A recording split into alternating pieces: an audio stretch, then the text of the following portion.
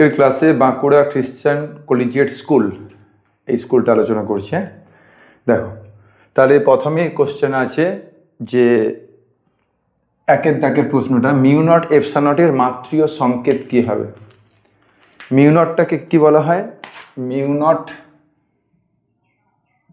শূন্যস্থানের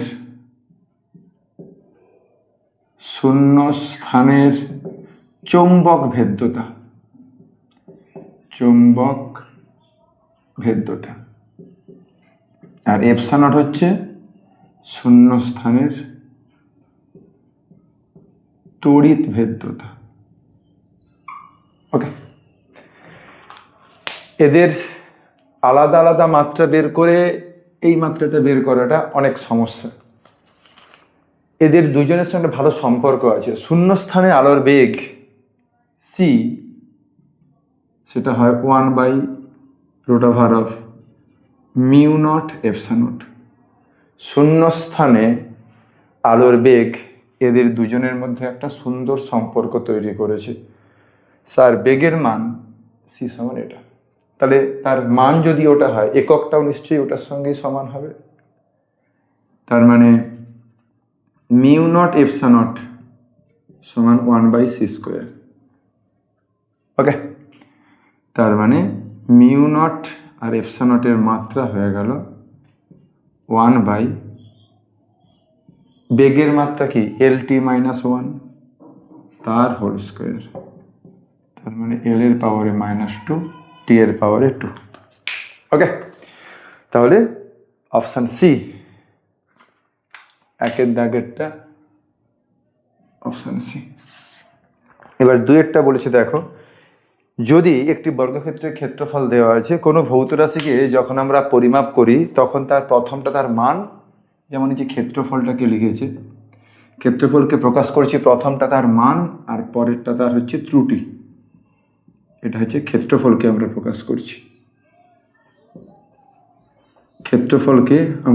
করছি, প্রথমটা তার মান, তার পরেরটা হচ্ছে ত্রুটি। ওকে, তাহলে এখন আমাকে দৈর্ঘ্যকে প্রকাশ করতে হবে। দৈর্ঘ্যটাকে আমরা প্রকাশ করতে হবে এইভাবে, প্রথমটা তার গড় মান বা প্রকৃত মান এবং পরেরটা তার হচ্ছে ত্রুটি। তাহলে দেখো, এগুলো করতে গেলে আগে যে ভৌত রাশিগুলো আছে তাদের সম্পর্কটা লিখতে হবে, অর্থাৎ ক্ষেত্রফল A সমান L²। ক্ষেত্রফল A সমান L², তাহলে তার মানটা বেরোবে L সমান √A, তার মানে √100 মানে 10 সেন্টিমিটার হলো। এইবার যদি আমরা তার ত্রুটি নির্ণয় করি, তাহলে ত্রুটিটা কি হবে না, ΔL/L, এর পাওয়ারে রুট আছে মানে হাফ ΔA/A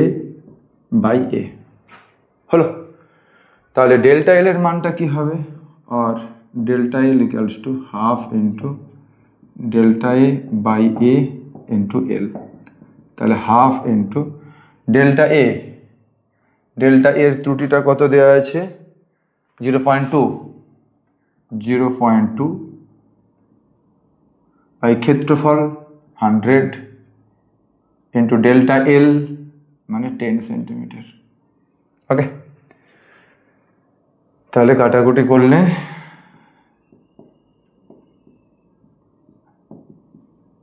1/100 0.01 সেন্টিমিটার।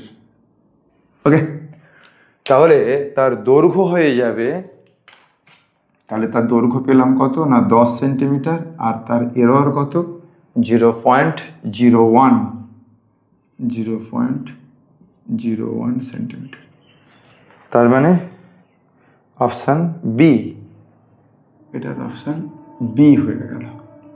হ্যালো, এটা বি হয়ে গেল অপশান, আর এইটার অপশান হয়ে গেল দুইয়েরটা অপশান সি।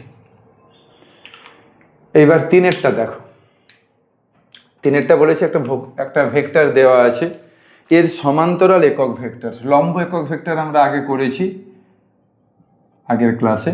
সমান্তরাল একক ভেক্টর মানে ধরো এ ভেক্টরটা দেওয়া আছে, এ vector 5i cap plus 3j cap plus 2k cap. ধরো এটা একটা ভেক্টর, এ ভেক্টর। এবার বলেছে যে এ এর সমান্তরাল একক ভেক্টর নির্ণয় করতে হবে। তাহলে এ এর সমান্তরাল একক ভেক্টর, তার মানে এই দিকে হবে, সেটা এই দিকে হবে,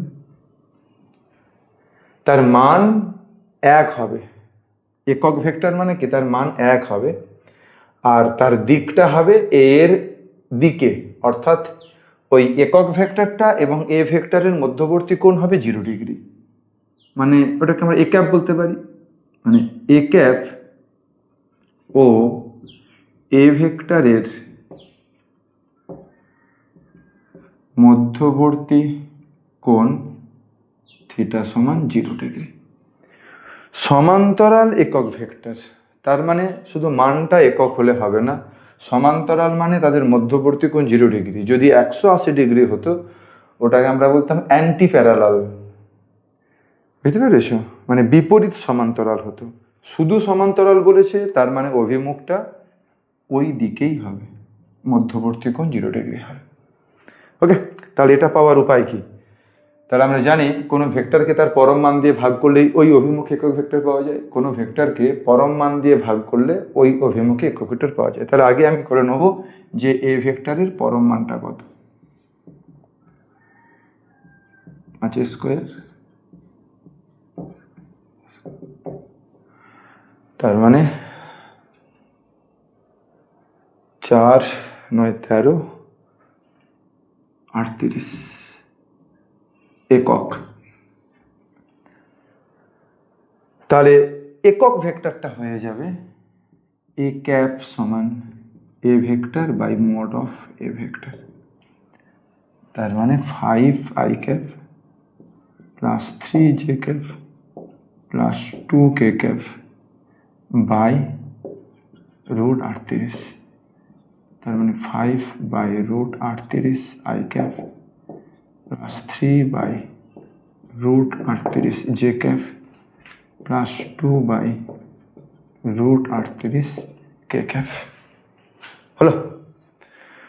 তার মানে অপশান এ হচ্ছে কারেক্ট।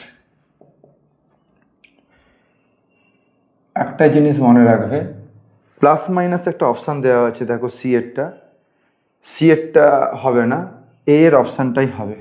কারণ সমান্তরাল একক ভেক্টর মানে লাইক ভেক্টর, মানে তাদের মধ্যবর্তী কোণটা অবশ্যই হতে হবে কত না, থিটা সমান 0 ডিগ্রি। প্লাস মাইনাস মানে ওটা বিপরীত দিকটাকে ইন্ডিকেট করবে। হলো? এবার 4টা দেখো, আই মানের ঘাত স্থিরাবস্থায় থাকা একটি এম ভরের বস্তুর ওপর ক্রিয়া করলে বস্তুর বেগ কত হবে। দেখো 4টা বলছে আই মানের ঘাত, ঘাত মানে কি, ভরবেগের পরিবর্তন। তাহলে স্থিরাবস্থায় ছিল, তাহলে প্রাথমিক ভরবেগটা কত, 0। তার মানে ঘাত এখানে কত না, আই দিয়ে ডিনোট করছে, তার মানে এফ ইন্টু টি, বল ইন্টু বলের যতক্ষণ ধরে বলটা ক্রিয়া করছে তার গুণফল, সেটা কি না ডেল পিকে ইন্ডিকেট করে, চেঞ্জ ইন মোমেন্টাম, মানে final momentum minus initial momentum. তাহলে ফাইনাল মোমেন্টামটা কত, তার অন্তিম বেগ যদি ভি ধরে নিই, তার ভর এম, তাহলে ফাইনাল মোমেন্টাম হবে এম ভি। আর প্রাথমিক বেগ তো 0 ছিল, স্থিরাবস্থা থেকে যাত্রা শুরু করেছে 0, তার মানে আমি এখান থেকে বের করে নিতে পারি v equals to I by m. তার মানে অপশান বি ইজ কারেক্ট। এটার অপশান বি হয়ে গেল। হলো? এরপরে নেক্সট দেখো 5 দাগের কোশ্চেনটা অলরেডি আগের ক্লাসে হয়েছিল, যে এফ সমান এম এ এটা কখন প্রযোজ্য। নিউটনের দ্বিতীয় গতিসূত্র যদি আমরা লিখি, 5 দাগের প্রশ্নটা আগের ক্লাসে হয়েছিল, দ্বিতীয় গতিসূত্র যদি আমরা লিখি, এফ বাহ্যিক প্রযুক্ত বলের মান তার ভরবেগের পরিবর্তন D by DT of M V, D by DT of M V. Okay, তো এটাকে যদি ডিফারেন্সিয়েট করো তাহলে আমরা লিখতে পারি F vector equals to M into DV vector DT plus V vector DM DT. যদি স্থির ভর হয় তখন ডিএমটা কি হবে, 0 হবে। স্থির ভর হলে তার ভরের পরিবর্তনটা কত হবে? 0। তার মানে dm ইকুয়ালস টু 0। ওই অবস্থায় আমরা লিখতে পারি m dv dt, বা এটাকেই আমরা লিখছি m এ। তার মানে দ্বিতীয় গতিসূত্রের গাণিতিক রূপটা F সমান m এ, এটা কেবলমাত্র স্থির ভরের ক্ষেত্রে প্রযোজ্য। যদি ভর কোনো জায়গায় পরিবর্তিত হয়, জেট বিমান এবং ধরো রকেট, এদের কার্যনীতি ব্যাখ্যা করার সময় আমরা F সমান m এ এটা আমরা ডাইরেক্ট ব্যবহার করতে পারি না, কারণ সেখানে ভর সময়ের সঙ্গে সঙ্গে হ্রাস হয়। তাই ভরবেগের পরিবর্তনের হার সমান প্রযুক্ত বল, এটাই অ্যাকচুয়ালি নিউটনের দ্বিতীয় গতিসূত্রের প্রকৃত সম্পর্ক। আর F সমান m এটা আমরা ব্যবহার করি স্থির ভরের ক্ষেত্রে। ঠিক আছে, 6 অঙ্কটা আগে অলরেডি করে দিয়েছিলাম।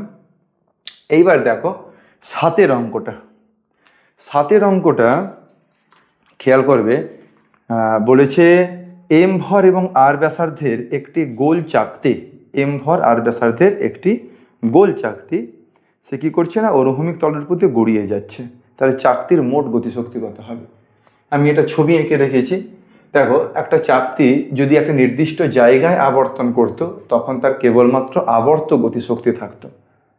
কিন্তু যখন চাকতিটা গড়িয়ে যাচ্ছে, তখন তার মোট যে গতিশক্তি সেটা একটা ভরকেন্দ্রের রৈখিক গতিশক্তি এবং ভরকেন্দ্রের সাপেক্ষে তার একটা আবর্ত গতিশক্তি। বুঝতে পেরেছ? অর্থাৎ একটা চাকতি যখন গড়িয়ে যাচ্ছে, 7 প্রবলেমটা, চাকতির মোট শক্তি কি হবে না, half ICM omega square plus half m into VCM square.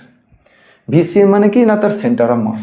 চাকতির যে ভরকেন্দ্র, সেই ভরকেন্দ্রটা একটা নির্দিষ্ট অনুভূমিক তল থেকে একটা নির্দিষ্ট উচ্চতায় রয়েছে এবং সে চাকতিটা আবর্তন করছে ঠিক, কিন্তু ভরকেন্দ্রটা নির্দিষ্ট বেগে সামনের দিকে গতিশীল হচ্ছে।